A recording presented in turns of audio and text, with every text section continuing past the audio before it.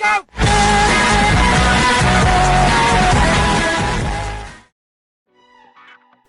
Salut à tous, c'est les amis, c'est Vebrix.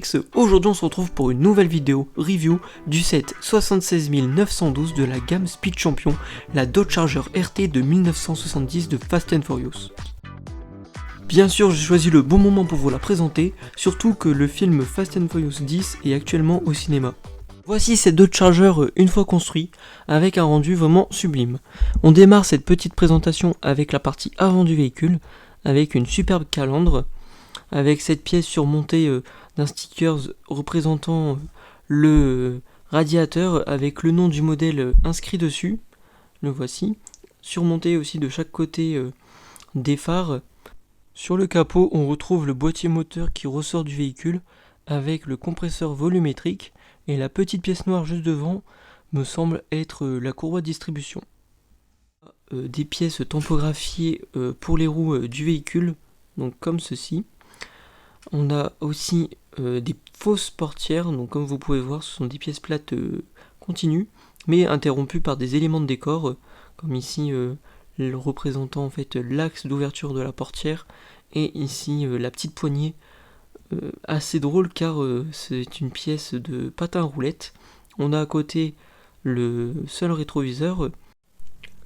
Pour la partie arrière de ce véhicule, on retrouve un stickers représentant l'embout pour y insérer l'essence sur le capot. À l'arrière, on a une énorme barre de feu, incroyable, avec des pièces imprimées. Donc les voici, on remarque en fait la barre de pièces rouges transparentes, avec un liseré noir d'impression, comme vous pouvez le voir ici. On a également en dessous les pièces grises, avec l'imprimé noir, et sur cette partie, le seul sticker reste la plaque d'immatriculation. On a également les petits pots d'échappement. Après avoir retiré le toit et le pare-brise, nous pouvons admirer les détails à l'intérieur du véhicule. Donc on retrouve la partie conducteur. Donc vu que c'est tout du noir, j'essaie de voir avec la lumière si je peux vous montrer ceci. Donc ici nous avons le dossier du siège, le volant juste en face, à côté le pommeau de vitesse, et juste à côté de celui-ci on retrouve la bombotte de noces. À l'arrière on a également toute la structure métallique qui permet de renforcer le véhicule. L'intérieur du véhicule est juste super bien détaillé et digne du film. Dans ce set, on retrouve la figurine de Dominique Toretto qui est très bien réalisée avec un t-shirt plissé dont l'impression est exclusive au set, pareil pour le visage, et le tout livré avec une clé à molette. Vous pouvez également customiser cette dernière comme dans le film, avec une cinématique comme si elle démarrait les courses. Pour cela, il vous suffit en fait de 2 pièces supplémentaires, les petites flammes qu'on retrouve avec les boîtes Avengers. Je sais que dans la tour Avengers, elles y sont, donc vous pouvez vite les retrouver, ou même sur des sites de revente de pièces à l'unité. Il vous suffit donc de détacher en fait les pots d'échappement. Vous allez retirer la pièce grise foncée qui est dedans, pour ensuite insérer la flamme, hop, comme ceci.